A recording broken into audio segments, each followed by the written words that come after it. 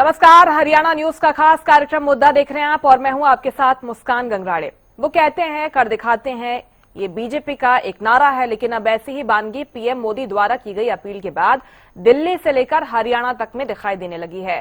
पहले पीएम मोदी द्वारा अपने काफिले में गाड़ियों की संख्या कम की गई और अब उसका असर हरियाणा में भी दिखाई देने लगा है। हालांकि विपक्ष के अपने सवाल है, इसी पर एक रिपोर्ट आपको दिखाते हैं, इसके बाद चर्चा की शुरुआत करेंगे।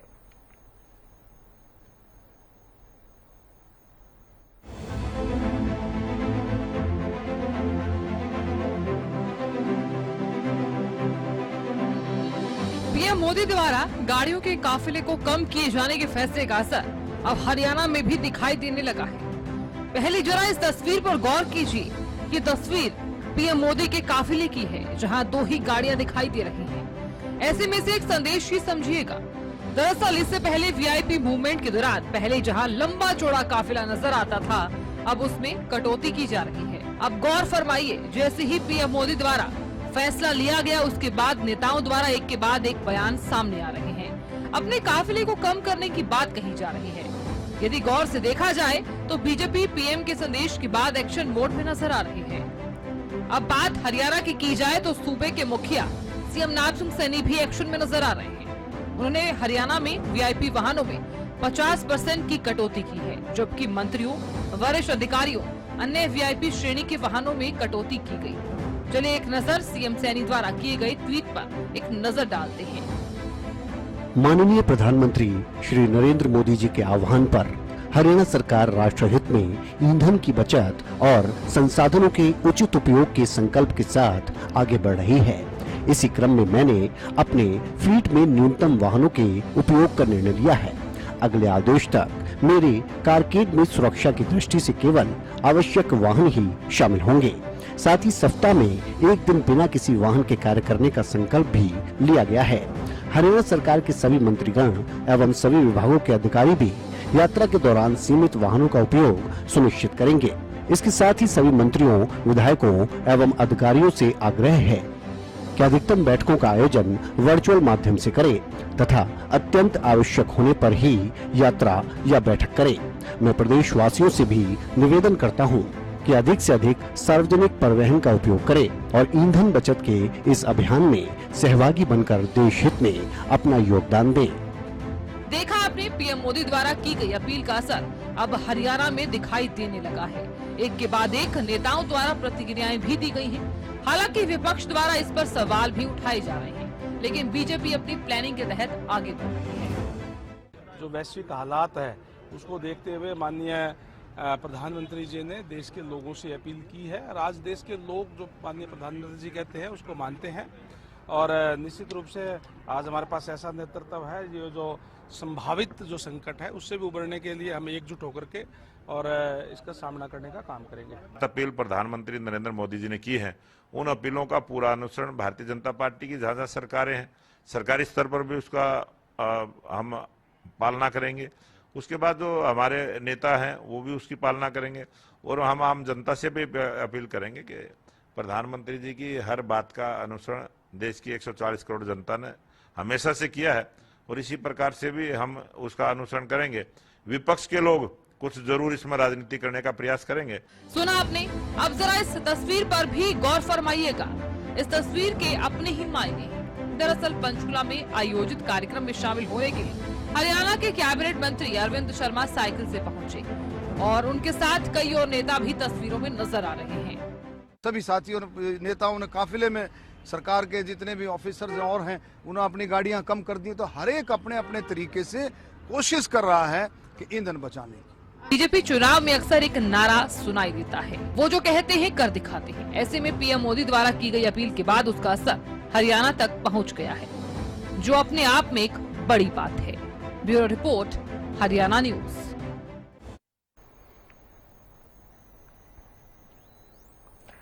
तो प्रधानमंत्री नरेंद्र मोदी ने अपील की, जिसका असर अब दिखाई देने लगा है। हालांकि विपक्ष के क्या कुछ सवाल हैं, इसको लेकर भी चर्चा करेंगे। मेरे साथ कुछ खास मेहमान जुड़ रहे हैं, परिचय आपका करवा देती हूं। बीजेपी प्रवक्ता वैशाली तोमर हमारे साथ जुड़ गई हैं।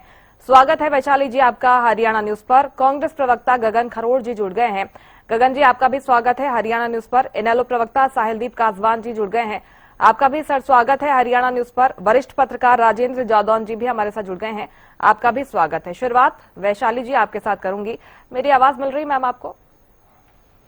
वैशाली जी, प्रधानमंत्री नरेंद्र मोदी ने जो अपील की थी उसका असर साफ तौर पर हमको दिखाई देने लगा है। मंत्रीगण साइकिल से सफर करते हुए नजर आ रहे हैं। नेताओं ने काफिले में गाड़ियों की संख्या काफी कम कर दी है। क्यों ये करना पड़ रहा है? कहीं विपक्ष सवाल ना पूछ ले, और इसके साथ ही जनता, क्योंकि ये कह रही थी कि पहले आप खुद पर अप्लाई करें, उसके बाद आप ज्ञान दे, नसीहत दे जनता को, इसलिए करना पड़ रहा है या फिर मन से स्वीकारा है प्रधानमंत्री की अपील को?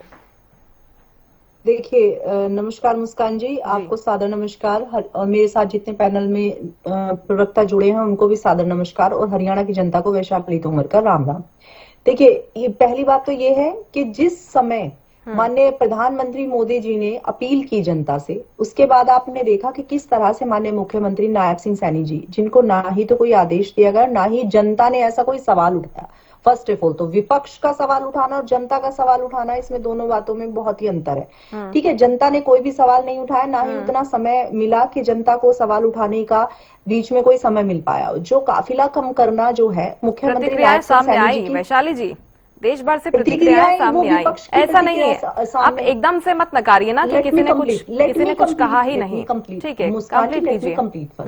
देखिए, उनका इस तरह से करना, काफिला कम करना, एक सिंपल, उनकी जो सिंपलिसिटी है उसको दिखाता है, उनकी ट्रांसपेरेंसी को दिखाता है, उनकी रिस्पॉन्सिबल जो गवर्नेंस है उसको दिखाता है। इसका सिंबल है ये मैसेज देता है कि गवर्नमेंट पावर शो नहीं करती पब्लिक सर्विस के लिए। जब उसको किसी भी पल कोई इस तरह का डिसीजन लेना होगा कि जो जनता की बेहतरी के लिए होगा, जनता के फ्यूचर बेटरमेंट के लिए होगा, जनता की सेविंग्स के लिए होगा, या कहाँ जनता के लिए बेटरमेंट हो सकता है, तब वो अपनी जान की भी परवाह नहीं करेगी। जिस तरह से एक सीएम एक पिता तुल्य होता है, सीएम जो होता है वो अपने पूरे जो सूबे की जो जनता होती है, जिस विश्वास के साथ, जिस आशीर्वाद के साथ जनता ने माननीय मुख्यमंत्री नायब सिंह सैनी जी को चुना है, उस विश्वास पर वो खरे उतर रहे हैं। और प्रत्येक वोट को, प्रत्येक उस आशीर्वाद को, हरियाणा की उस जनता को जिन्होंने नायब सिंह सैनी मुख्यमंत्री जी को चुना, वो उसको किस तरह से उस आशीर्वाद का जो फल है वो किस तरह से दे रहे हैं। वो ये नहीं देख रहे हैं कि मेरी सुरक्षा में किस तरह से कमी आई है, कुछ भी है, लेकिन वो देखा उन्होंने कि जनता के बेहतरी के लिए क्या क्या कमियां करी जा सकती हैं, तो उन्होंने किया है। और एक अच्छा फैसला है, करना चाहिए था। कोई भी अच्छा सीएम अगर है तो वो जाहिर सी बात है कि इस तरह के फैसलों का जरूर सम्मान करेगा। और मैं ये कहना चाहूंगी कि जब भी कभी अगर पुराने कार्यकाल को भी देखा जाए, जब भी वैश्विक स्तर पर इस तरह की, जब भी कोई इस तरह की घटनाएं सामने आई हैं, इस तरह का समय कार्यकाल सामने आया, आपको याद होगा, मुझे याद है कि मतलब बाद में न्यूज में सुना, उस समय तो मैं नहीं बोर्न थी। 87 में इंदिरा गांधी जी ने सोना ना खरीदने की अपील की थी। विदेशी मुद्रा की जो स्थिति थी वो गंभीर बनी हुई थी, और उन्होंने किस तरह से आकर अपील की थी, और जनता ने तब भी उनकी अपील को स्वीकारा था। और उसके बाद आपने देखा कि 2013 में तो मनमोहन सिंह जी ने किस तरह से कहा था कि हमें सोने की लालसा नहीं करनी चाहिए, लालसा कम करनी चाहिए, और पेट्रोलियम उत्पादों का भी उपयोग कम करना चाहिए।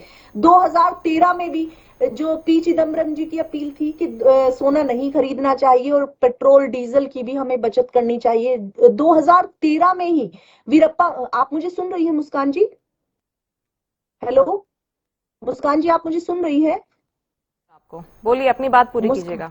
हाँ, तो 2013 में भी किस तरह से वीरप्पा मोइली जी ने कि रात के 8 बजे के बाद जो था, देश के सभी पेट्रोल पंप बंद रहेंगे, अगर उनके पास 3 गाड़ियां हैं तो सिर्फ एक ही गाड़ी का इस्तेमाल किया जाएगा, लोग घर से बाहर निकलना बंद कर दें, किस तरह से अपील की थी। तो जब भी कभी वैश्विक स्तर पर इस तरह की चीजें हुई हैं तो देश में अपील हुई है, और उस अपील को देश ने हमेशा उसका साथ भी दिया है।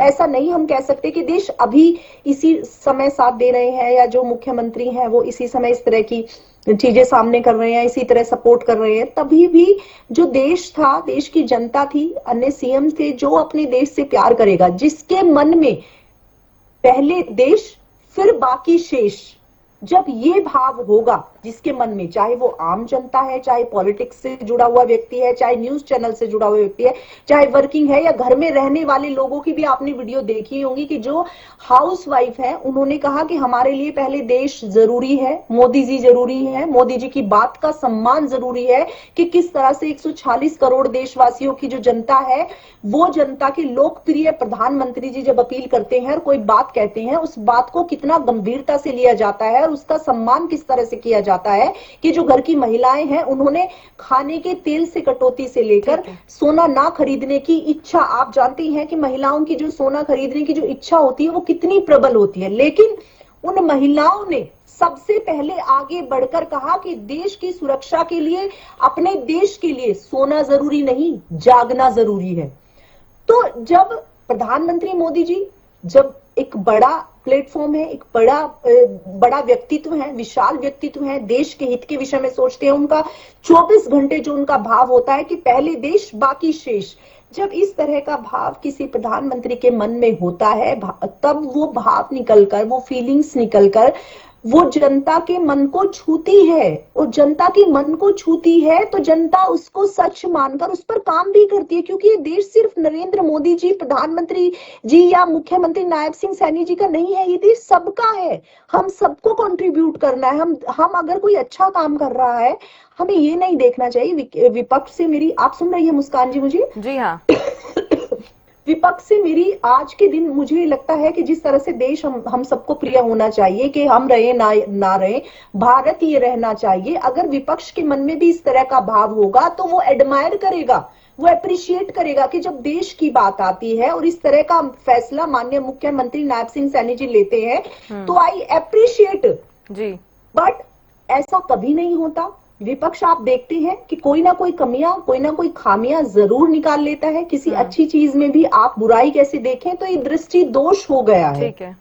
तो मेरा मानना ये है कि जब अच्छी चीजें हो और देश के हित में हो और देश सबका है, आपका है, मेरा है, विपक्ष का है, हर किसी का है, कांग्रेस का है, सपा का है, जब कोई अच्छा फैसला बीजेपी, कांग्रेस, राजनीति, सपा, अन्य पार्टियों से उठकर कोई डिसीजन लेता है तो मुझे लगता है कि सभी को तारीफ करनी चाहिए, सभी को अपनाना चाहिए, सभी को स्वीकार करना चाहिए और बड़े मन से हमारे अटल बिहारी वाजपेयी जी ने भी कहा था कि छोटे मन से कोई बड़ा नहीं होता और टूटे मन से कोई खड़ा नहीं होता। तो बड़े मन से स्वीकार करना चाहिए कि हाँ, हमारे हरियाणा के जो मुख्यमंत्री, अभी तो कोई चुनाव नहीं है और ऐसा नहीं है कि विपक्ष की एक स्टेटमेंट दे देने से सारा वोट बैंक जो है वो सब कुछ आने वाले टाइम में भी माननीय मुख्यमंत्री जी की तरफ चला जाएगा। ये तो बहुत जल्दी जनता सब चीजों को भूल जाती है। तो मुझे लगता है कि बड़े मन से तारीफ करनी चाहिए कि हाँ, मुख्यमंत्री नायब सिंह सैनी जी का फैसला बहुत अच्छा है और बहुत अच्छा उन्होंने डिसीजन लिया है। हम उसको एडमायर करते हैं, अप्रिशिएट करते हैं, सराहनीय कदम है और बहुत बहुत धन्यवाद हम करते हैं। तो मुझे लगता है विपक्ष भी आज यही बात कहेगा, क्योंकि कहीं ना कहीं किसी ना किसी मुद्दे पर तो विपक्ष और पक्ष को एक होना चाहिए और जब देश की बात आनी चाहिए, मैं फिर से अपनी बात के साथ साथ कहती हूँ कि जब पहले देश तो बाकी शेष होता है। ठीक है, राजनीति से ऊपर उठिए गगन खरोड़ जी, देश की बात है अब, क्योंकि बीजेपी नेताओं ने भी अमल करना शुरू कर दिया है और जो तस्वीरें सामने आ रही हैं गगन जी आप भी देख रहे होंगे, अब क्या सवाल है, अब क्या आपत्ति है? अब जो प्रधानमंत्री ने बचत मंत्र दिया है देश भर को, विपक्ष अब क्यों साथ नहीं है? सबसे पहले आपको और जो साथी प्रवक्ता के साथ हैं उन सबको, जो देश प्रदेश की जनता आपका ये कार्यक्रम देख रही है, उन सबको हाथ जोड़ के नमस्कार, राम राम। देखिए, मैंने अपनी साथी प्रवक्ता वैशाली जी को बड़े गौर से सुना और आपकी एक रिपोर्ट जो आपने पेश करी वो भी मैंने बड़े गौर से देखी। इन सब बातों में एक बात तो निकल के आती है कि मतलब कि कुछ भी करना है, कैसे भी करना है, लेकिन झूठ का एजेंडा तो जरूर चलाना है विपक्ष को बदनाम करने के लिए। अभी जिस तरीके से वैशाली जी ने, मैं बड़े महिलाओं का आदर सम्मान करता हूँ, उन्होंने जिस तरीके से कहा कि जनता ने कोई सवाल नहीं उठाया और विपक्ष के कहने पर अभी प्रधानमंत्री जी का 2 गाड़ी का काफिला और उसके बाद आज मुख्यमंत्री जी का ऐलान। आप ये देखिए कि ये जो प्रेशर बना, विपक्ष तो सवाल उठा ही रहा था। विपक्ष का काम क्या है? आप सिर्फ एक, आपका काम क्या रह गया? बीजेपी आज की डेट में ये पूरे वर्ल्ड में साबित हो चुका है कि आप डाटा उठा लो, नहीं है तो मैं दिखा दूंगा, दे दूंगा आपको डाटा। चुनावी पार्टी बन चुकी है, चुनावी पर भी पार्टी, इनको मतलब ही नहीं है देश की जनता से। कल आपके ही चैनल के डिबेट में आपकी चीफ एडिटर थी, उनके साथ बीजेपी के प्रवक्ता भी बड़े आदरणीय है, मेरे से उम्र में भी बड़े हैं, उन्होंने स्पष्ट रूप से कहा कि आज इलेक्शन का रिजल्ट आया है निगम का, हरियाणा का, और हम आज शाम से ही अगले चुनाव के लिए तैयारी करनी शुरू कर देंगे। हमारा शीर्ष नेतृत्व, हमारे प्रधानमंत्री, हमारे गृह मंत्री, हमारे रक्षा मंत्री, हमारे वित्त मंत्री, हमारे विदेश मंत्री, हमारे सभी राज्यों के मुख्यमंत्री, लौटूंगी आपके पास, पन्ना प्रमुख से लेके ऊपर शीर्ष नेतृत्व, हम तो 24x7 24x7 into 350 days election mode में रहते हैं। कांग्रेस इलेक्शन मोड में नहीं रहती, इसलिए हारती है। मतलब वो खुद मान रहे हैं, उनको मतलब ही नहीं है देश की जनता से, देश में क्या दिक्कत हो रही है। वो तो 24 घंटे इलेक्शन मोड में रहते हैं। ये इलेक्शन की पार्टी बन गई है। हमारे माननीय प्रधानमंत्री जी भी 24 घंटे इलेक्शन के मोड में रहते हैं, या विदेश यात्रा पे या इलेक्शन पे। अभी मैं वापिस आता हूँ मुद्दे पे। कल एक वीडियो चलाया गया जिसके अंदर दिखाया गया माननीय प्रधानमंत्री जी का 2 गाड़ियों का काफिला। सबसे पहले तो मैं एक बात कहना चाहूंगा विपक्ष के नाते और अपनी पार्टी के नाते भी, और प्रवक्ता भी मैं कहना चाहूंगा, देखो देश के हमारे प्रधानमंत्री हैं, उनकी जान माल की, उनकी सुरक्षा की पूरे देश को चिंता है। किसी ने ये नहीं कहा कि जी आप अपनी गाड़ियों का काफिला 2 पे ले आओ। सवाल ये उठा था, और देश की जनता ने 2 दिन के अंदर 3 दिन के अंदर इतने ज्यादा न्यूज, इतने ज्यादा वीडियो, इतने ज्यादा ट्वीट, क्वेश्चन सीधा पीएमओ से, प्रधानमंत्री से, डीजी से पूछे गए। जो भी विशाली जी कह रही थी कि विपक्ष ने सवाल उठाया, जनता ने सवाल ही नहीं पूछा। विपक्ष की तरफ सुनता ही नहीं। हमारे माननीय जो हमारे मतलब पार्टी के शीर्ष नेता है माननीय राहुल गांधी जी, आपके लोकसभा में विपक्ष के नेता, जिनको आप लोग विपक्ष के नेता मानते ही इस बार, ये पहली बार हो रहा है देश के अंदर। उन्होंने तो कितने साल पहले कह दिया था कि आर्थिक विस्फोट होने जा रहा है। अगर जब सरकार अभी भी नहीं समझी तो बहुत बड़ी दिक्कत देश के सामने आने वाली है। किसने सुना, किसने माना ना? इलेक्शन इलेक्शन इलेक्शन इलेक्शन में, पश्चिम बंगाल के इलेक्शन में, तमिलनाडु के इलेक्शन में, पौडीचेरी, असम, सारी बीजेपी, इवन प्रधानमंत्री से लेकर, गृह मंत्री से लेकर, रक्षा मंत्री, विदेश मंत्री, सारे के सारे, सिर्फ देश विश्व गुरु बनने वाला है। फिर 5 ट्रिलियन इकोनॉमी, ये एक मतलब 2 दिन के अंदर ही एकदम से इकोनॉमी गिर गई। 2 दिन से आर्थिक संकट आगे खड़ा हो गया कि प्रधानमंत्री को रात को आगे कहना पड़ा। फिर कहते हैं विपक्ष जो है धर्म से लाता है। भैया धर्म किसने फैलाने का काम शुरू करा? माननीय प्रधानमंत्री जी ने। 1 साल का टाइम, कोरोना काल से भी ज्यादा विकट स्थिति, ये करना पड़ेगा, वो करना पड़ेगा। हमें उस बात में कोई आपत्ति नहीं थी, ना हम प्रधानमंत्री की सुरक्षा में किस तरीके की चूक चाहते हैं, ना हमने कभी इसके ऊपर सवालिया निशान उठाया। विपक्ष ने जो सवालिया निशान, और जनता ने जो सबसे बड़ा विपक्ष से आगे बढ़ के जो ट्रोल हुआ, जो हैंडल चले ट्विटर पे, वो सिर्फ इतने चले कि आप देश को ज्ञान बांटने के लिए आ जाते हो, आप सिर्फ इलेक्शन लड़ते हो, और बाकी जो भी विकट की स्थिति आती है आप जनता पे डाल के भैया तुम जानो तुम्हारा काम जाने, सवारी अपने समान की समय जिम्मेवार है, मैं तो चला मेरी तो राम राम। ये आपने एक मुद्दा बना लिया। तो उसको कहा गया कि आपने जब रात को वहां पर तेलंगाना में ये जो देश को, जनता को देश दिया, इतना बड़ा ज्ञान बांटा, आपने अगले दिन भी रोड शो कर दिए, उसके लिए सवालिया निशान उठे। आपको नहीं लग रहा था? आप उसके बाद 6 दिन की विदेश यात्रा पे चल दिए। क्या एजेंडा विदेश यात्रा का? आज तक कोई एजेंडा निकला है? कल बांग्लादेश ने क्या कहा हम अपना नहर गंगा नदी के ऊपर जो हमारा प्रोजेक्ट है हम बना रहे हैं, हमें भारत से पूछने की जरूरत नहीं है। ये स्थिति पैदा कर दी है, ये विदेश नीति है। नेपाल का एक प्रधानमंत्री जो युवा है, जो बने हैं अभी, उनको हमारे विदेश मंत्रालय प्रधानमंत्री जी की तरफ से मिलता जाता है अभी कि आप भारत आइए, और वो क्या करते हैं वहां बैठ के, मैं भारत आऊंगा, मेरे को भारत आने में कोई दिक्कत नहीं है, लेकिन पहले आप वहां पर मेरे को बुला रहे हो, एजेंडा पेश करो किस लिए बुला रहे हो। मैं वहां पर खाली फोटो सेल्फी ही हाँ वो कर देंगे आऊंगा। ये हालात बना दिया आपने। मतलब कि बंगाल, नेपाल, 2 बल्कि स्टेटमेंट तो भारत के खिलाफ बहुत दूर खड़े होकर सीधा देखने की भी उनकी हिम्मत नहीं होती थी। ठीक है, लेकिन अभी जो संदेश दिया जा रहा है गगन जी, ये तो कन्वॉय को कम किया है, फिजूल खर्ची रोकने का संदेश है, आप इसका समर्थन करते हैं या नहीं, या फिर इससे भी आपत्ति है? मैं अभी बता रहा हूँ ना, आपत्ति भी आ रहा हूँ। मैं कह रहा हूँ कल जो 2 गाड़ियों के काफिले की वीडियो पूरी वायरल करी गई, पहले तो उसका उद्देश्य क्या था? पूरी दबा के जा रही हुई, उसके बाद क्या ये पहले से ही एक एजेंडा फिक्स कर लिएगा था? क्योंकि मैं इसलिए कहना चाह रहा हूँ, आप मेरे पास भी प्रूफ है, मोबाइल के ऊपर जितने कहोगे उतने दिखा दूंगा।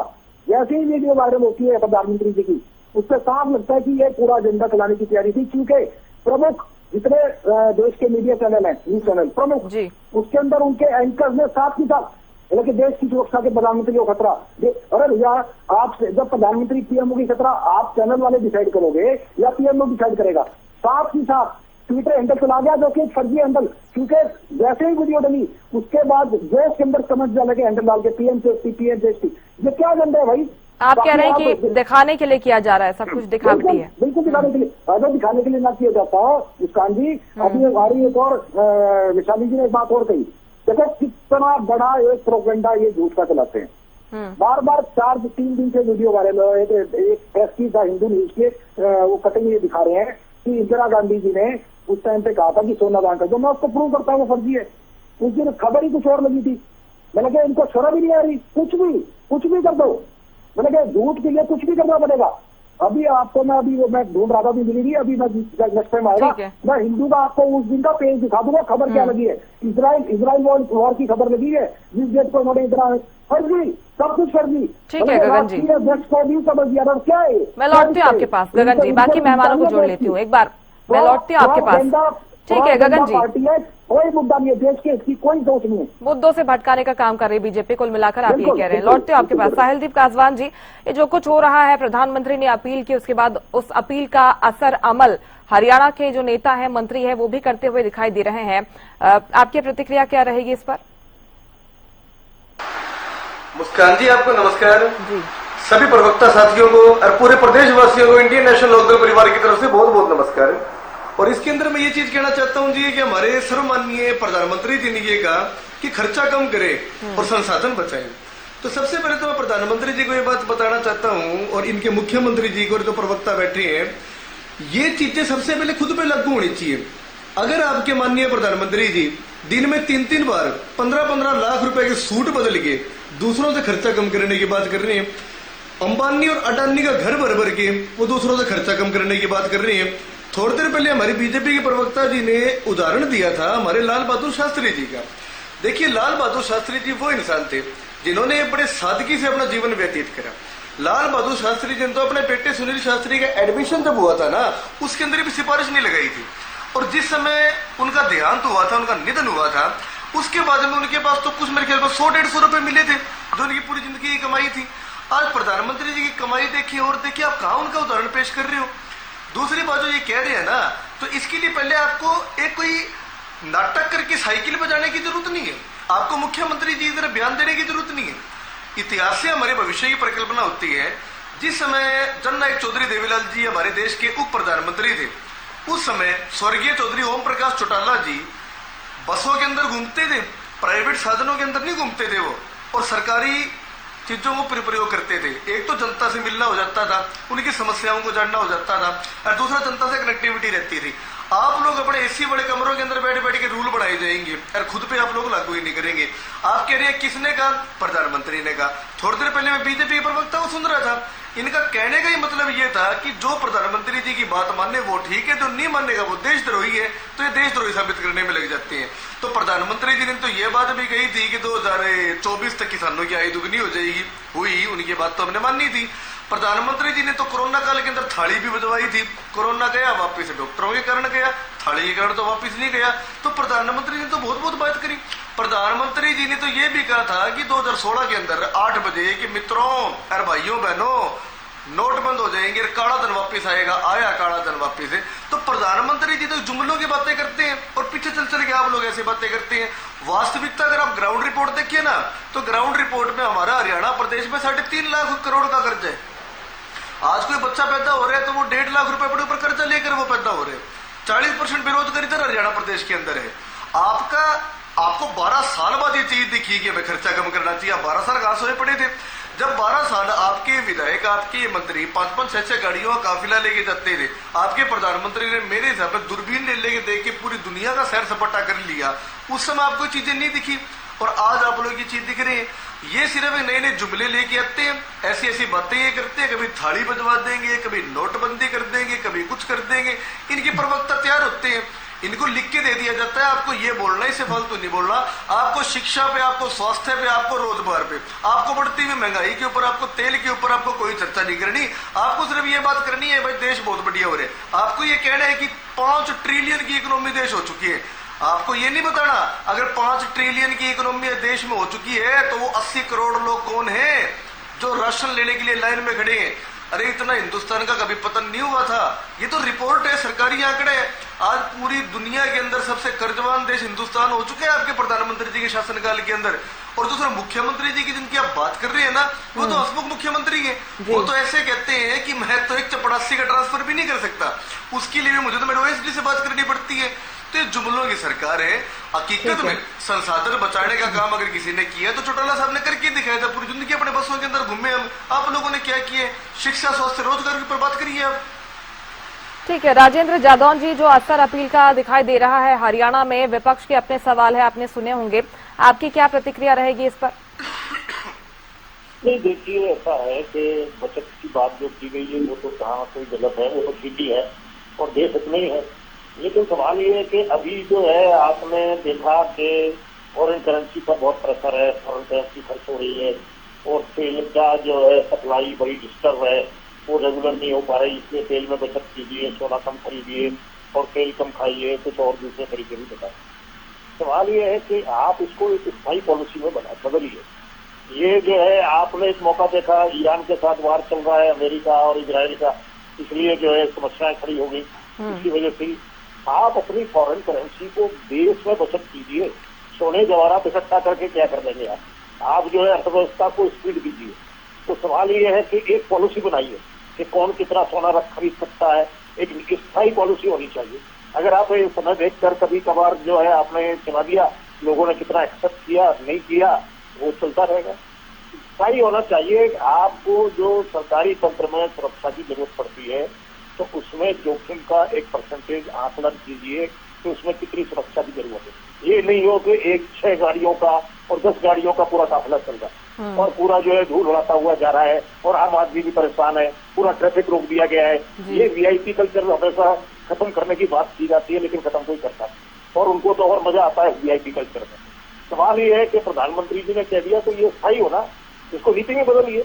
आप जो कितनी एक परिवार में कितनी गाड़ी खरीदी जा सकती है, कितने परमिट दिए जा सकते हैं, कौन सी होनी चाहिए।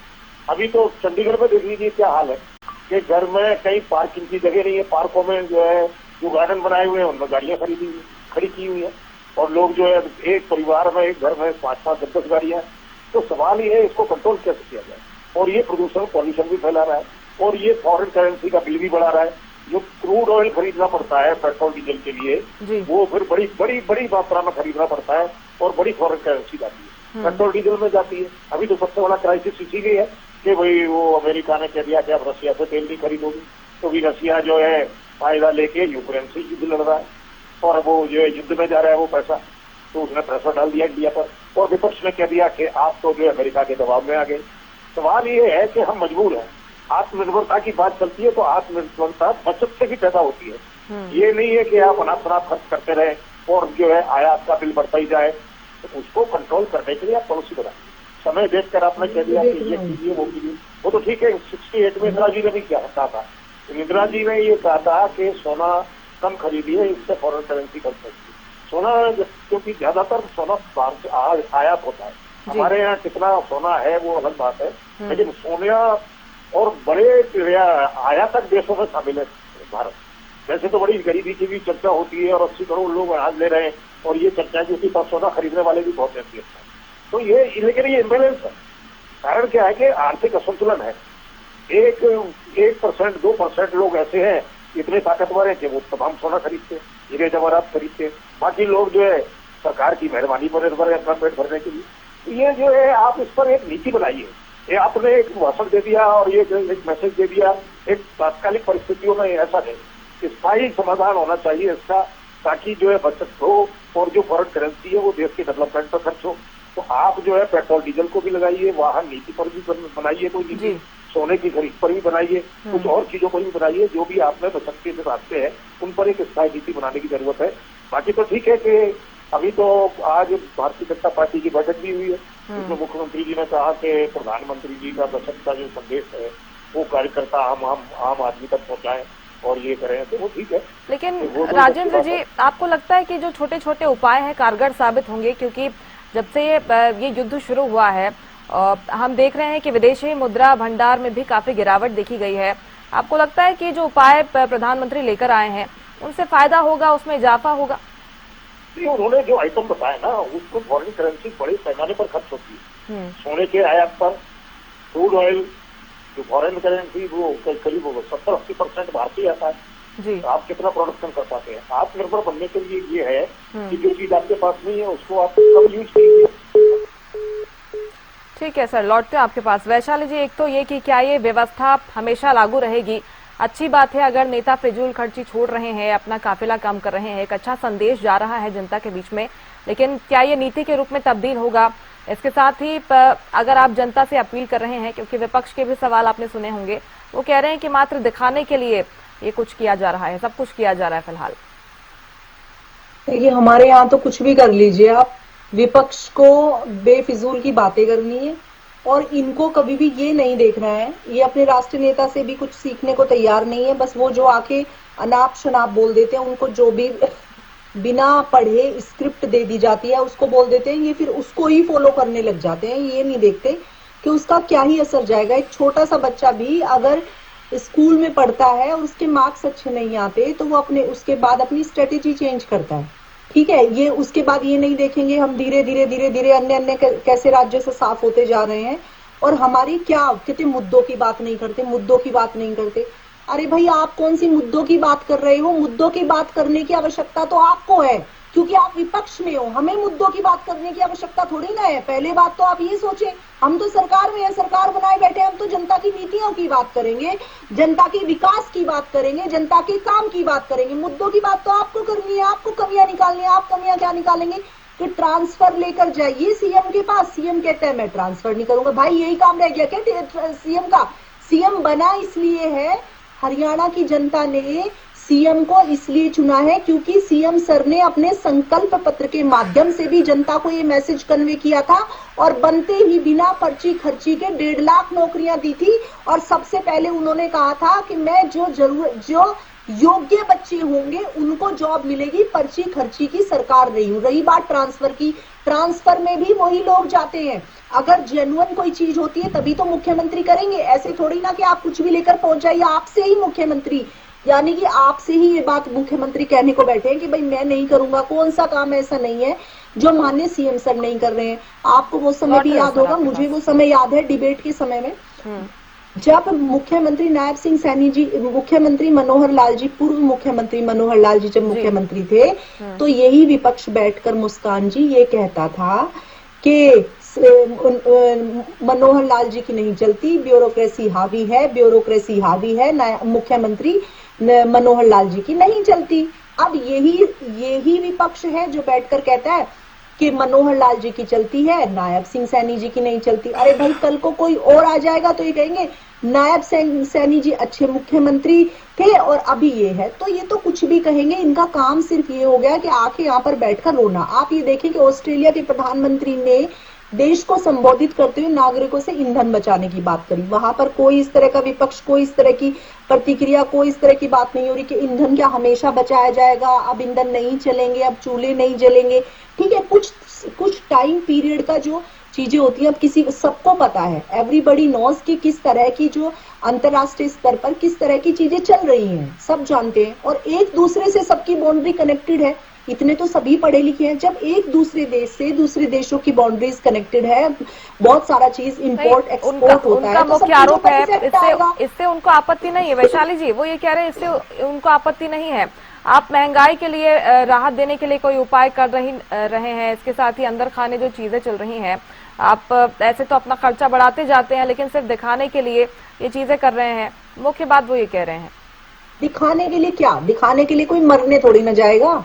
जब आपको पता है कि देश के अंदर भी देश के बाहर भी प्रधानमंत्री मोदी जी, माननीय मुख्यमंत्री जी को कितनी थ्रेटनिंग आई हुई है। पिछली बार उनके संत कुटीर को भी उड़ाने की धमकी दी गई थी। ठीक है, जिस तरह से वो लोकप्रिय हो रहे हैं, जिस तरह से मुख्यमंत्री नायब सिंह सैनी जी किस तरह से आज आप देखेंगे कि राष्ट्रीय स्तर पर लोकप्रिय नेता बन गए हैं।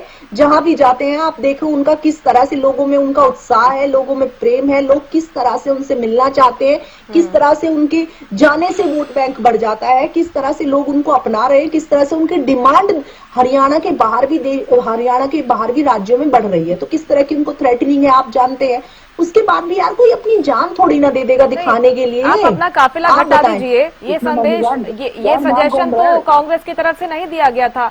वो तो कह रहे हैं कि हम भी नहीं चाहते कि आप ऐसा करें। सरकारी इवेंट्स में जो खर्चा होता है, आप बड़ा खर्चा करते हैं। एक मिनट मेरी बात, मैं कांग्रेस की सरकार को ही बड़ा करते हुए बताऊंगी गांधी जी ने, ये तो गांधी जी का अनुसरण करते हैं, हम भी करते हैं, पूरा देश करता है, लेकिन इनका कहना ये है कि ये गांधी जी का ज्यादा अनुसरण करते हैं। गांधी जी ने क्या कहा था, आप नमक छोड़िए, लेकिन उससे पहले उन्होंने क्या कहा था कि पहले मैं छोड़ता हूं, क्योंकि कोई भी काम अगर मैं करूंगा तब मैं दूसरों को कहने योग्य हो सकता हूं। ये एक, अब आप सोचे कि प्रधानमंत्री जी का काफिला हमेशा के लिए कम हो जाएगा, ऐसा कभी नहीं हो सकता। देखिए जो दुश्मन होते हैं वो इस फिराक में होते हैं कि कैसे ही नजर हटी और दुर्घटना घटी।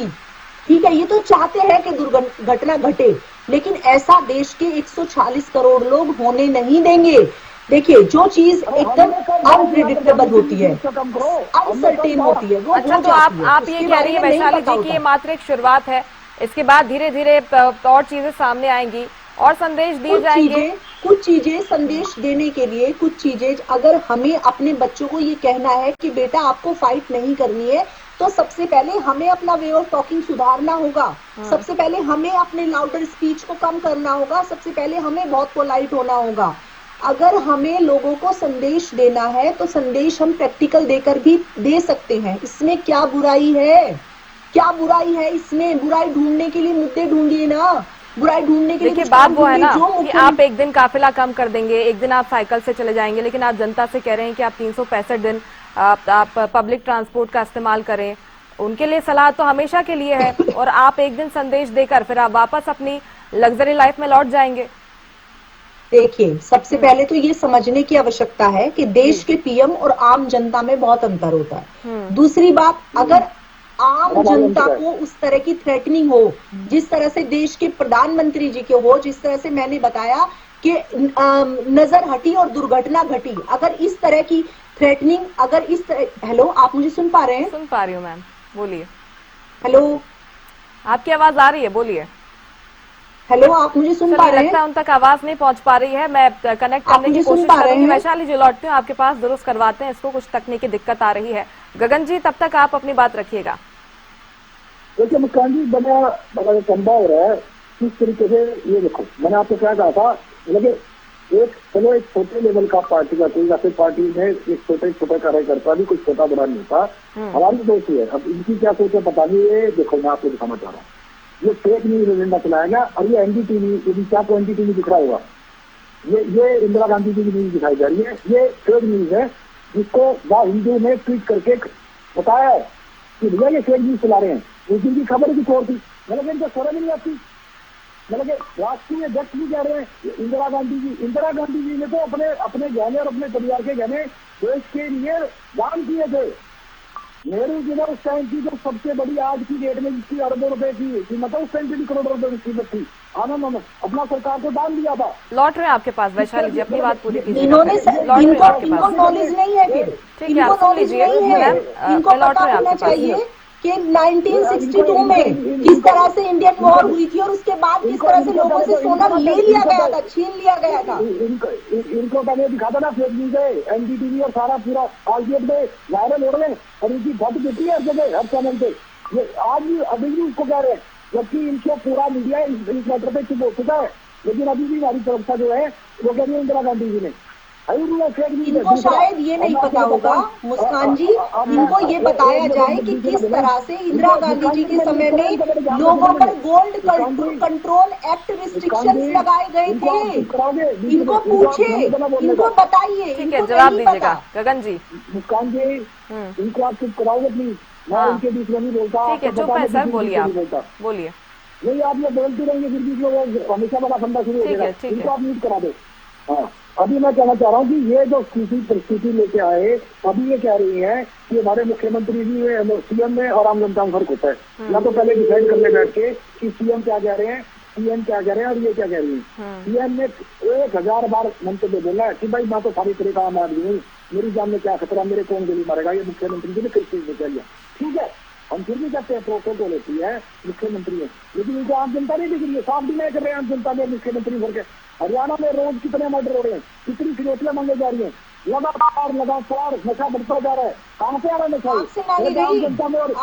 वैशाली जी आप बीच बीच में मत टोकिए प्लीज। वैशाली जी मैं आपको समय दूंगी। वैशाली जी आप कमाल की नहीं, बच्चों की बात कर रहे हो, आपसे मांगी गई, मतलब इलेक्शन में आप नहीं मंगवाओगे, मंगा दो जिसको आपने फोन करना है। तो झूठ बोलोगे तो बैठ के यहाँ पे कुछ भी सुनेंगे क्या? बकवास सुनने के लिए बैठे हैं क्या? एक मिनट मैडम, आप कह रहे हो इंदिरा गांधी जी ने नहीं कहा था, आपको नहीं पता गोल्ड कंट्रोल एक्ट लगाया था, रिस्ट्रिक्शन लगाया था इंदिरा गांधी जी ने, नहीं पता? वैशाली जी, आपको जो कुछ आपत्ति आप अपने समय में रखिएगा। वैशाली जी, मुझे बोलेंगे क्या? इनको चुप ठीक है, ठीक है। ये बताएंगे क्या? ऐसे में दोनों की आवाज नहीं पहुंचेगी। वैशाली जी, ये बताएंगे लड़ने झगड़ने तो नहीं बैठे ना वैशाली जी? चैनल इनका है क्या? नहीं नहीं, चैनल इनके बाप का आप रखिएगा, आपको समय दिया जाएगा। रुक जाइए प्लीज, अपनी बात पूरी कीजिएगा गगन जी। वैशाली जी, मुझसे बात निवेदन है, पहले तहजीब में बात करें। तो अब इनके झूठ के पर्दे फटने लगे, अच्छा, 1-to-1 चर्चा की शुरुआत नहीं करेंगे वैशाली जी प्लीज। चुप कराओगे क्या? हर डिबेट में ऐसे ही होता है आपके साथ। पहली बात तो मुस्कान जी उनको बोलेंगे तहजीब में बात करें, इस तरह से मुझे वैशाली जी, ऐसे में आपकी आवाज डाउन करना पड़ेगा। वैशाली जी, आपके समय वो नहीं बोल रहे थे, चुप करके सुन रहे थे। ऐसे में आपसे भी यही उम्मीद है, ऐसे में आपसे भी यही उम्मीद कर रहे होंगे कि आप अपने समय में बोलिए, उनके समय में उन्हें बोलने का मौका मिलना चाहिए। इतनी सी बात है, छोटी सी सिंपल सी बात है। मैं आपके पास लौटूंगी वैशाली जी, लौट रही हूँ आपके पास। बोलिए गगन जी, कंप्लीट कीजिएगा। उनको आप न्यूज क्यों नहीं करते? जवाब नहीं करते, उनका न्यूज क्यों कर सकते आप? ठीक है, वो चुप है, आप बोलिए। कैसे बोल रहे हैं? गगन जी, अपनी बात रखिएगा। रखने दे रहे हो आप बात को, इनको म्यूट कराओ पहले। मैं कह रहा हूँ अब इनके जब झूठ के पर्दे खुलने लगे तो इनके पेट में दर्द होने लग गया। ये महिला प्रवक्ता है, मैं इनका मान सम्मान करता हूँ, लेकिन ये बदतमीजी कर रही है, पर्सनल अटैक कर रही है, ये नहीं होगा। अब ये कह रही आपको गिरफ्तारी की धमकी मिली क्या? कमाल का लोग है, मतलब आप कहते हैं हर एक आदमी को धमकियां मिलनी शुरू हो गई। कमाल का लॉबी चलाया। ये जनता देख रही है हरियाणा की कि आपके क्या विचार है देश के लिए, हरियाणा की जनता के प्रति। आप खड़े टीवी चैनल पे कह रही हो कि आप इस तरीके की बात करोगे तो आपको धमकी मिलेगी लगी। अरे कमाल है, और खड़े हम टीवी पे आपसे बता रही हो तो हो गया इनका टाइम पूरा, मैं जवाब दे दूं? इसका भी समझा लिया जाएगा, इसका भी समझा लिया। ठीक है, जवाब दीजिए आप। मुस्कान जी, ये सीटी लेके कौन आया? मुस्कान जी, मैं अब जवाब दे दूं? ठीक है गगन जी, आप जवाब सुन लीजिए। गगन जी, लौटूंगी आपके पास फिर से। अपने बात को पूरी करने देखो, आपने बात का पूरी और आरोप है उनके, सुन लीजिए, पूरे आरोप सुन लीजिए, फिर जवाब दीजिएगा। गगन जी बोलिए। सुन लीजिए, आप ये सीटी आज की डेट में कौन लेके आया? 2014 से 15 से पहले इंडिया का 40% कॉपर इंडिया के अंदर ही प्रोड्यूस होता था। ये सीटी कौन लेके आया? ये करते करते करते 2016 में थोड़ा हुआ, 17 में और बढ़ गया, 18 के अंदर तक बिल्कुल हाइट पे गया। और आज की डेट में हिंदुस्तान बिल्कुल डिपेंडेंट हो गया इम्पोर्ट के लिए। स्थिति कौन लेके आया? 2014 से पहले की डाटा देख लेंगे, इनको ज्ञान होना चाहिए, अनाप शनाप की बोलने की जरूरत नहीं है। अब बात कर रहे हैं प्रधानमंत्री जैविक खेती की। और वो बोले लोग, क्योंकि हरियाणा की जनता पहले उनको बजट के अंदर 2026 में माननीय मुख्यमंत्री जी ने एक AI का झुंझुना दे दिया कि AI सीखो और AI से खेती करो। 98% किसानों को AI का मतलब नहीं पता। दूसरी बात जैविक खेती की बात कंक्लूड कीजिएगा आप गगन जी। जैविक खेती के आगे, जैविक खेती का अगर इनको ज्ञान हो, जमीन से जुड़े हो, तो जैविक खेती करने के लिए किसान को कम से कम 1 से 2 साल का समय चाहिए उसको प्रोड्यूस करने के लिए। और आप आज की डेट में देखो, ऑनलाइन देख लो, उस पे रहो ना। ऑर्गेनिक दालें और ऑर्गेनिक सब्जियां क्या रेट, क्या डबल रेट है। ठीक है गगन जी, खरीदने उनको आपने समाधान को दिया नहीं, बर्दाश्त कर लो। ठीक है, अब आप जवाब सुन लीजिए। वैशाली जी बोलिए, आप। लौटूंगी आपके पास गगन जी। उनको तो चुप करो पहले। हाँ, वो चुप है, बोलिए आप। देखिए गगन जी, अब आपका डिबेट करने का तरीका सीखो। आप बोलोगे, मैं भी आपके बीच में बोलूंगा। बोलो आपको डिबेट करनी तो कैसे करते हैं गगन जी? बोलो आप।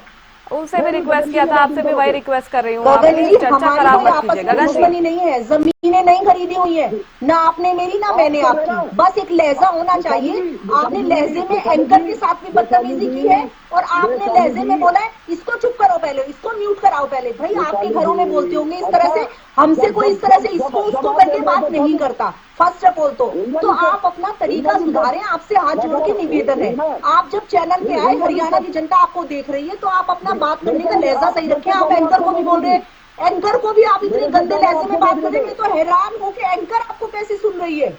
मेरी तो मजबूरी है कि मुझको तो चलो झेलना है आपको, मैं तो विपक्ष में हूँ, लेकिन मेरे को ये समझ नहीं आ रहा है कि एंकर एक being a lady, being a women, किस तरह से इतनी बेहूदगी बर्दाश्त कर हमें तो सकती है। सबको झेलना है ना वैशाली जी, सबको झेलना है, हमारी भी मजबूरी है। गिराने के लिए थोड़ी ना नौकरी कर रही हो। वो कह रही है, आप चुप करिए, नहीं, वो चुप करिए, कैसे आप क्यों अपनी भाषा भी ठीक रखिए। नौकरी कर रही हो, ये क्या सेंटेंस हुआ? बताइए आप, ये कोई आप दोनों समझदारी दिखाइए, और आपसे जो सवाल पूछा जा रहा है ना, आप सवाल का जवाब देते नहीं है। आप सबकी आदत यही है, बातों को गोल गोल घुमाइए मत। जवाब देने ही नहीं दे रहे। आप जवाब दीजिए, अपनी बात रखिए। जो मुद्दा चल रहा है उस पर आप बात करना चाहते हैं या नहीं, या फिर व्यक्तिगत टिप्पणी करेंगे आप और उसी को आगे बढ़ाएंगे? मुस्कान जी, आपका ये बहुत बड़ा चैनल है, पूरा प्रदेश इस चैनल को देखते हैं। आप प्लीज एक को म्यूट, दूसरे को बुलवाएं। ये लोग दोनों के दोनों यहाँ पे माहौल खराब कर रहे हैं, मुद्दे की बात से भटका रहे हैं। एक सवाल है वैशाली जी, एक सवाल है, मुद्दा है, ठीक है, आप जवाब दीजिएगा। वो जो आरोप लगा रहे हैं उस पर जवाब दीजिए ना आप। हाँ, इन्होंने कहा कि इंदिरा गांधी जी ने इस तरह का कोई बात नहीं की थी। मैंने इनको क्या बोला कि गगन जी आप जरा पढ़िए कि 1987 में क्या इंदिरा गांधी जी ने आकर अपील नहीं की थी? क्या 1962 के युद्ध में इंदिरा गांधी जी ने लोगों पर, आपको नहीं पता होगा, मैं बता देती हूँ, गोल्ड कंट्रोल एक्ट भी लगाया गया था, रिस्ट्रिक्शंस लगाए गए थे, लोग अपने घरों में गोल्ड के बिस्किट नहीं रख सकते थे। बट इनका क्या बोलने आता है, ये क्या बोलते हैं, इसको चुप करिए पहले। चलिए आप फिर से वो व्यक्तिगत लड़ाई की ओर आगे बढ़ रहे हैं। आप दोनों को रोकने होगा। साहिल कासवान जी, आप अपनी बात पूरी कीजिएगा। आपको लगता है कि जो वैश्विक संकट है उसमें जो उपाय सरकार की तरफ से किए जा रहे हैं वो उपाय काफी है, और जिस तरह से जो खाने पीने की चीजें हैं वो लगातार महंगी होती जा रही है। ठीक है वैशाली जी, ठीक है, लौटूंगी आपके पास। साहिल कासवान जी, लड़ाई मैं तो जानती भी नहीं हूँ आपको, ना आपकी कोई मुझसे लड़ाई है, हम तो सिर्फ अपनी पार्टियों की बात रख रहे हैं आपसे। तो why are you getting so hyper, क्यों इतना बेहूदगी से बात कर रहे हैं? आपकी आवाज डाउन करना पड़ेगा वैशाली जी, बोलिए साहिल दीप जी। धन्यवाद, बहुत बहुत धन्यवाद मैडम। और मैं सबसे पहले तो STV हरियाणा न्यूज को देखता रहता हूँ। हरियाणा का एक बड़ा प्रतिष्ठित चैनल है, बहुत बड़ा चैनल है, आप बहुत अच्छे एंकर हो इसके। लेकिन आज पहली बार इन दोनों को देख के ऐसे लग गया, पता नहीं लग रहा कि मछली मार्केट में आया हूँ या फिर एक पर्वत्ता में पीछे बैठा हूँ। देखिए, मुद्दों की लड़ाई इंसान को लड़नी चाहिए, और जब एक इंसान बोले दूसरे को चुप रहना चाहिए, बीच में नहीं बोलना चाहिए। ये जनरल नॉलेज की बातें होती है। और दूसरा मैं आपको बताना चाहता हूँ जी, बिल्कुल जी, मैं तो हमेशा से एक बात कहता हूँ, हमारी पार्टी की नीति ही ये रही है हमेशा कि जितना उसके इंसान है कम खर्च करे और इस प्रकार से अपना जीवन व्यतीत करे कि भाई इंसान खुद भी अपना जीवन व्यतीत कर ले और थोड़ा बचे वो किसी जो कम है उसका सहारा भी बन जाए। लेकिन मैं आपको ये बात कहना चाहता हूँ जी, सबसे पहली बात तो मैं एक जवाब देना चाहता हूँ। मेरी बहन है जो बीजेपी की प्रवक्ता है, उन्होंने ये बात कही थी कि हम मुद्दों की बात, हमारा काम नहीं है, सरकार का काम नहीं है करना, मुद्दों की बात करना तो विपक्ष का काम है, और मुख्यमंत्री ट्रांसफर करने के लिए थोड़ी है। अरे तो वैशाली जी, आपको स्क्रिप्ट लिख के भेज दिया, उसके अंदर आप बोलिए मुख्यमंत्री का काम हंसने का नहीं है, चुटकुले सुनाने का नहीं है, शेरो शायरी करने का नहीं है, जैसे खट्टर साहब और आपके मनोहर सैनी जी करते हैं। उनका काम ही ट्रांसफर करने का, उनका काम ही देखने के कि हरियाणा प्रदेश में क्या गलत चल रहे। दूसरी बात मेरे को बड़ी हंसी आई, आपने ये बात कही कि नायब सिंह सैनी जी ने 1.5 लाख नौकरी हरियाणा प्रदेश में दी। अरे कमाल हो क्या कई देर हंसी आई हमें इस चीज के अंदर। आपसे मैं सवाल पूछना चाहता हूँ, और मैं ये चाहता हूँ जो स्क्रिप्ट आपको लिख के दी गई है ना, उससे बाहर हट के आप इन चीजों का जवाब दे। मुस्कान जी, इनसे सवाल पूछना ये जो मैं इनसे पूछने जा रहा हूँ। अगर 1.5 लाख नौकरी आपके नायब सिंह सैनी जी ने दी है, तो जो परसों हिंदी असिस्टेंट प्रोफेसर का अपनी बारी में बोलिएगा, भर्तियां निकली थी, उसके अंदर से 41 भर्तियां यूपी की हुई है, बार की हुई है, और 7 भर्तियां अभी भी रोक दी गई है। जो SDO भर्ती घोटाला हुआ था, 60 में से 58 भर्तियां बार की हुई थी।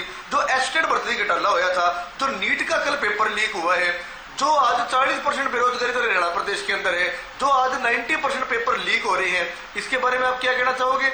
अरे आप 1.5 लाख की बात कर रहे हो, आप 10,000 नौकरी नहीं दे पाए इतने सालों के अंदर, इतना झूठ तो मत बोलो। दूसरी बात, मैं वैशाली जी की बात का समर्थन करता हूं। मुस्कान जी, पॉइंट टू बी नोटेड, मैं वैशाली जी की बात का समर्थन करता हूं। इन्होंने महात्मा गांधी जी की बात करी, पहली बार मैंने किसी बीजेपी के प्रवक्ता को सुना जिन्होंने महात्मा गांधी जी की बात करी, वरना अक्सर ये नथुराम गोडसे की बात करते हैं, महात्मा गांधी की बात नहीं करते। इन्होंने महात्मा गांधी जी का एग्जाम्पल देके ये कहा कि महात्मा गांधी जी ने खुद से शुरुआत करी थी और खुद से शुरुआत करके उन्होंने देश को बदला था। मैं आपकी बात का समर्थन करता हूँ।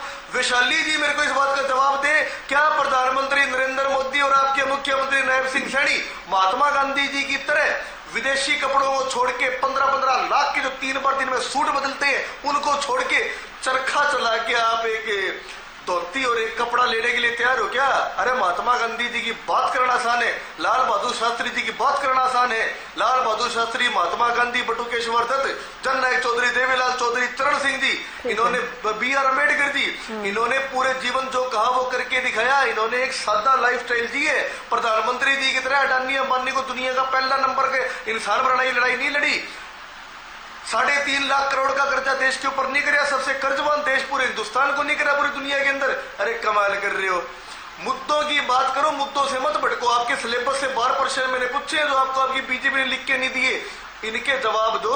फालतू मस्जिद तो आपको मान जाएंगे, इनको जवाब दो। जवाब दे दो, फिर समय पूरा हो जाएगा। ठीक है वैशाली जी, लौटूंगी आपके पास। राजेंद्र जी की एक प्रतिक्रिया। राजेंद्र तो ले लीजिए, फिर भूल जाते हैं कौन कितने आरोप लगाए हैं इन्होंने। मेरे ख्याल से आप इतनी कुशाग्र होंगी कि जो आरोप लगाए गए हैं उतने सवाल आपको याद रहेंगे ना, फिर जनता को कैसे पता चलेगा? आप जाइए, मैं लौटती हूँ। राजेंद्र जी काफी देर से वेट कर रहे हैं। राजेंद्र जी, आपकी प्रतिक्रिया इस पर, लास्ट कॉमेंट। विपक्ष की तरफ से ये आरोप लगाया जा रहा है कि मुद्दों से भटकाने का काम किया जा रहा है और जनता वहीं की वहीं परेशान है। चलिए, मुद्दे तो भटकने की बात जो विपक्ष करता है, तो चलिए विपक्ष की आलोचना भी जो है सत्ता पक्ष को या सरकार को सही लाइन पर रखने का काम करती है। पर सरकार को अपना काम करता रहना चाहिए, विपक्ष का अपना काम है। वो जो है कमियां देखेंगे और कमियों को उठाएंगे, वो तो उनका अपना काम है, वो उनको करने दीजिए। सरकार को अपना करना चाहिए और उसका अंतिम संदेश जो है आपको आम जनता को देना होता है।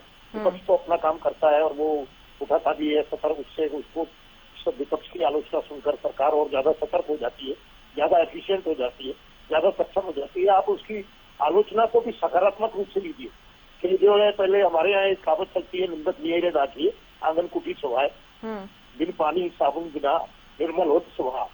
तो स्वभाव जो है आपका ठीक हो जाएगा उससे, वो तो आलोचना करने दीजिए। लेकिन आप जो है इसको स्थायी रूप से आगे पूरे देश में भारतीय जनता पार्टी का शासन है, कई राज्यों में सरकारें हैं, केंद्र में है, तो उसको नीति में बदलिए। आप सब जगह स्थायी रूप से जो है इन सब मुद्दों पर, इन सब वस्तुओं पर कितना आप बचत कर सकते हैं उतनी अधिक से अधिक बचत करने का प्रयास करें। ठीक है, आप बोलिए वैशाली जी। देखिए, इन्होंने इतने सारे आरोप लगाए। इन्होंने कहा कि हमें स्क्रिप्ट मिल जाती है लिखने के लिए, बोलने के लिए। तो क्या इनके नेता जो हैं, शीर्ष नेता बिल्कुल अनपढ़ है, वो स्क्रिप्ट नहीं दे सकते हैं? वो भी स्क्रिप्ट दे दे। दूसरा, इन्होंने कहा कि मैंने बोला मुख्यमंत्री नायब सिंह सैनी जी क्राइटेरिया जो जेन्युइन चीजें हैं उनको करते हैं, वो कर रहे हैं, बखूबी कर रहे हैं, तभी जनता ने विश्वास उन पर जताया और उन्हें दोबारा सरकार में लाया। अभी भी आप देखें कि किस तरह से नगर निगम चुनाव में किस तरह से आशीर्वाद उनको मिला है। दूसरा, मैंने कहा कि नौकरी जो शपथ ली गई, उन्होंने 24,000 लोगों को नौकरियां दी। तीसरा, मैंने कहा भाजपा सरकार में 1.5 लाख सरकारी नौकरियां दी गई है। चौथा, इनको मैं पूछना चाहती हूँ, क्या ये कपड़ों का व्यापार करते हैं? क्या इनकी कपड़ों की दुकान है कि इनको पता है कि 3 लाख का कोट है, 40 लाख की और वही बात है। हमारी भाजपा सरकार में ना ही तो कभी महात्मा गांधी जी को नकारा गया है और ना ही कभी बड़ों का सम्मान किया गया है जैसे ये लोग करते हैं। ये लोग बैठकर यहाँ पर बेफिजूल की बातें करते हैं, जबकि हमारी आपस में कोई जमीनें नहीं बटी हैं। आप अपनी पार्टी की विचार रख रहे हैं, हम अपनी पार्टी का विचार रख रहे हैं, लेकिन उसके साथ साथ सम्मान रखना बहुत आवश्यक है। चाहे वो कोई भी है, किसी पद पर है, उसको उसका करके बात नहीं करनी चाहिए। हम एक दूसरे का सम्मान रखें, इतनी मैं आप लोगों से गुजारिश। ठीक है, गगन जी बोलिए आप।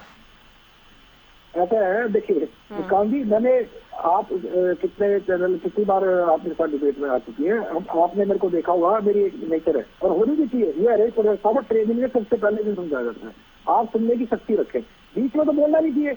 जब आपका सच झूठ सारा कुछ सुना जा रहा है, आप सरेआम धमकारी होती है बैठ के एक राष्ट्रीय प्रवक्ता को, राष्ट्रीय पार्टी के प्रवक्ता को आप सरेआम धमकी दे रहे हो, फिर भी हम आपको सुन रहे हैं ना, देश प्रदेश की जनता भी सुन रही है, तो आप भी सुनने का संयम रखो। डिबेट का पहला असूल होता है, बीच में नहीं बोला करते। शुरुआत किसने करी? आपने। मैंने क्या कहा? महिला का सम्मान। अब थोड़े बातों को, आपके अपनी बातों को समझाने का कोई फर्क नहीं पड़ता। ये बात कर रहे हैं जैविक खेती का, मैंने आपको बताया।